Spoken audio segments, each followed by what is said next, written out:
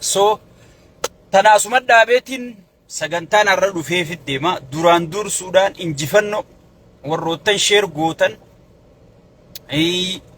gaafa nuti sagalee taanu, doktoroota sagalee taanu, barsiisota sagalee taanu, yaadattanii Jaawarii fi Taayyeen shoorarkeessitoota akkamitti mindaa dabalaa nuun je'anii gaafa je'anii hiriirarra yaamuu kanii piippiin hiriira yaamuu deemtii je'an iccitii poostii isinii godhee hiriirri sunillee ichi nafe. Biyyattiin sa'aatii ammaa ifiifuu sa'a mindaa dabaltu jirti. Sa'a maarree dabaltu jirti je'anii sheeyxaanticharraa eegalee hanga faarsee bulatti lafa dhiituu turanii jechuudha. Mindaan dabalamu hin jiru. Quuftanii kana godhattanii maal je'anii gartee lafa dhiituu turanii jechuudha. Ni dabaltanii miti sigale ni dabaltanii miti ni dabaltanii jenneen sigale dabalchiifnee jechuudha. Tun injifannoo guddoodha. Injifannoo xiyyaa fi ta'eeti. Gaafa injifanne injifannoo wallaaluun nurra hin jiru jechuudha. Bakkatti goolii lakkoofsifne qabxii lakkoofsifne hisaabbachaa deemuu qabna. Faarsee bulaan mindaan dabalamu hin jiru. Ergamtoota Jaawarii, ergamtoota Taayyeeti, baandota warri mindaa gaafatu jechuu turammoon turre. Arra warrum akkas juutu mindaan dabalame jechuu jira jechuudha. Faarsee bulaa jechuun taguuga. Taguuga woomatti naqan keessaa gan naqatan sigira. Kana wooma qaallichi yoo qaallichi mat arra Taayyeen diinaa barra. Yoo footoo sheeyxaantichaa wajji ka'e Taayyeen goota tahaa jechuudha faarsee bulaa biratti. Goota tahaa jechuudha. Tun injifannoo xiyyaa fi teeti. Tun injifannoo hayyoota keenyaati. Baga injifannee jechuudha. Ergaan hangana jee booda mindaa dabaluun qaala'insa jireenyaa kana gartee fooyyeessuu danda'a. Mindaan kunoo eenyuuf dabalame?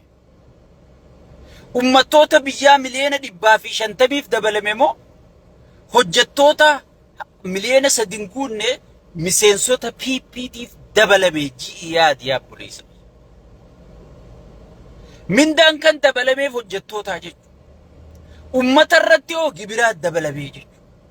Ummata irratti hoo cinqii dabalamee jechuudha. Ummata irratti hoo khasaaraa dabalamee jechuudha. Tana jala murtee beekuu qabda. Mee dursa osoon kara mindaachiin dhayne qaala'insa jechuun maal jechuudha? Qaala'insa jechuun maallayni harkasi guutee wanni maallayni sun sii bitu hin jirtu jechuudha.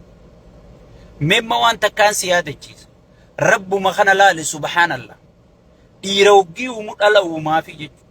Dhiirarra yoo dhalaan heddummaatti namni wal fuudhu hin jiru jechuudha. Dhalaan nama heerumtu dhabdi jechuudha. Yoo dhiirarra dhalaan heddummaattees sigale kan heerumtu harkattu jechuudha. Rabbiin tana beekeeti wal qixxeessaa oofaa jechuudha. Qaala'insi dhalaan jiru jechuudha bakka tanatti. Amma sigale qaala'insi dhiiraatiis hin jiru jechuudha. Akka sigaluttiin siimu jira. Sigale. Qaala'insa jechuun dhiheessiitu hin jirree jechuudha gabaabdutti. Yoo dhalaan hin dhalanne wanni fuutu hin jirtu. Yoo dhiirtiin hin dhalannes wanni heerumtu jirtu. Tanaaf Rabbiin dhiheessirratti abalu intala dhale, abalu ilmoo dhale hoggii janni dhiheessaa jechuudha. Akka wal fuudhaniif, akka heerumtuuf dhiheessiin deemaa jirti jechuudha. Dabarsi karaa jireenyatti as deebisi. Qaala'insa jireenyaa jechuun maal jechuudha? Qotee bulaan qotachaa hin jiru jechuudha. Naggaadeen naggadachaa hin jiru jechuudha. Qotee bulaan yoo ooyiruu keessaa qotatee naggaadeetti hin gurguranne. Naggaadeen fidee yoo gabaa dhiheessee hojjettoonni kun hin bitanne wanni ati gartee bitattu hin jirtu jechuudha. Tanaafi mindaan dabalamu kunillee furmaatan fiduu. Wanni nuti mindaan dabalamuun gaarii ta'ee osoo jiru, mindaan dabalamuun fedhii haa xiqqaatu fedhii haa guddatu gaarii osoo ta'ee hojjettootaa jiru. Meemma mindaan dabalame kun xaafii kuntaala tokko ni bitaafi. Hin bituu xaafiin kuntaalli tokko meeqa? Si galee? Xaafiin kuntaalli tokko meeqa? Yoo xaafii hin binneef mindaan baatii iskuula ijoollee yoo irraan kafal piraayiveetii warra qaraasifatu jira. Jireenya gartee huccuu bitachuu jira. Saabuna bitachuu jira. Qaama dhiqatan mee maaliin waa bitatan? Soo dhiyeessiin tun maaliif hin jirre? Qotee bulaan maaliif qotachuu dadhabe? Qotee bulaan maaliif dhiyeessuu dadhabe? Nageenyaatu hin jirre. Qulfiin bakka tanaa jechuudha. Kanaaf xiinxala ekonomistii yaamtee maarree BGP'n akkana ta'ee BGD jechaa ooluu parsantii hanganaa dabalamee maarree ummata rakkisuun hin barbaachisu. Gabaabdutti maallayni ummata harka baay'ateeti. Maallayni waa bituu dadhabe. Waan bitaniitu hin jirre. Dhiheessiitu hin jirre. Digale. Amma osoo qotee bulaan nagaa qabaate, osoo qotee bulaan oomishate, osoo qotee bulaan xaafii akka gaarii gabaa fidee maallaqa xiqqaan bitatta. Si galee? Osoo qotee bulaan akka gaarii dinnichaa magaalaa fidee maallaqa xiqqaan bitatta. Osoo qotee bulaan akka gaariitti timaantiin magaalaa fidee akka gaariitti. Osoo qotee bulaan fidee killee fidee sangaa fidee re'ee fidee danda'ee akka gaarii bitatu maallaqa xiqqaan bitachuu dandeessaa jechuudha. Qotee bulaan baadiyyaa keessaa dhumu jira. Naggaadeen sodaadhaa deemee chii bituu hin danda'u. Yoo dhaqee wanni inni bituu hin jirtu ni ukkaamsama. Amma kunoo sulultatti kan impoostii isinii godhe na jala gasseentanii ilaaluu dandeessan. Sulultaa bakka inni gartee masaraa mangistiitiin itti ijaara jee afaan banu jiru sanitti namoota 80 ol butanii jechuudha. Ka gabaa muluu jedhamtu dhaqatee daldalatee maallaqa kiisha kaatee yaa'u hanga dandeetti. Namni sun amma ka sangaa bitee hoteelaa qaluu deemuu jira. Ka sangaa bitee gabaa sulultaa fiduu deemuu jira. Ka sangaa shunkurtaa bitee gabaa sulultaatii dhiyeessuu deemuu jira. Finfinnee dhiyeessuu deemuu jira. Amma ukkaanfamee jechuudha. Arra bakki sun irru moo irruu miti?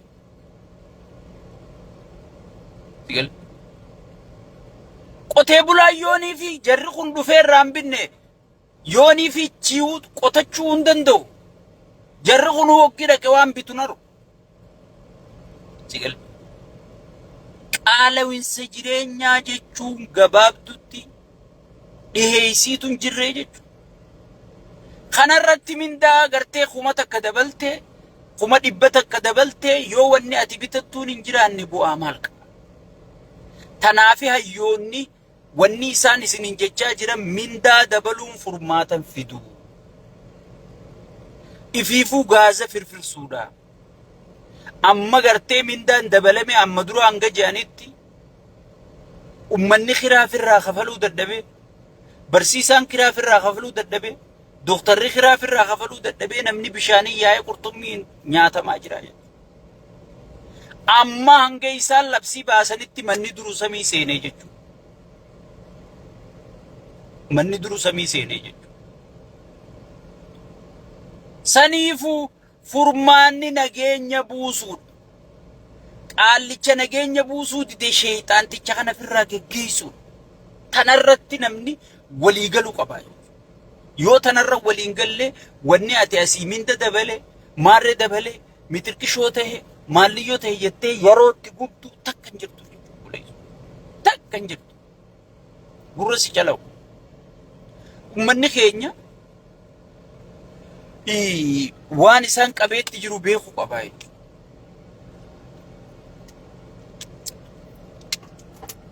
Namni tokko dursa wanni isa barbaachisu qotachuudhaaf, daldalachuudhaaf, naggadachuudhaaf, barsiisuudhaaf, barachuudhaaf nageenya isa barbaachisa. No matter what. Jaalattee jibbite. Yoo gabbaate ni ukkaamsamte. Yoo ol deebitu manaa sirra gubata. Yoo ooyiruu dhayxe ooyiruu keessatti soomaleen ajjeefamte. Finxaaleeyyi naannoo Amaaraatti tana biyyi ijaareen sheeyxaantichi ijaareen ajjeefamte. Sigale. Meemma Wallaggi amata meeqanii oomishatte. Yoo isaan oomishatan tuulaa guban dhufanii Shawaan ni oomishatte. Sigale. Kan faarsee bulaan akka agartee faallee leellisaa Fayyisaa Maalimi faalleen leellisaa sunfaan osoo labu taa'ee miliyoona 5 boolla qotu sharmuuxaa miliyoona 5 kafaluu jechuun maanaan ayatoota kana. Jaltu keessaa namni ukkaamsamaa jechuudha. Jaltu keessaa namni dhumaa jechuudha. Miliyoonni 5 sun silaa uummata jaltuu sanii bishaan baasuu hin danda'u.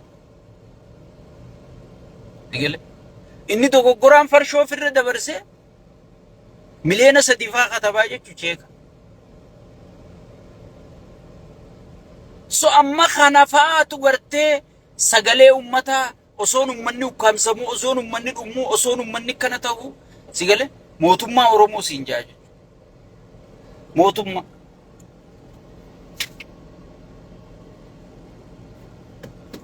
wanni maa mootummaa arra hedduu waay mootummaa Oromoo maalii miti kuni diina Oromooti sigale diina Oromooti jechuudha. Oromooti ya dammaqi hayyoota kee dhageeffadhu shayxaana kanatti umuroo gudii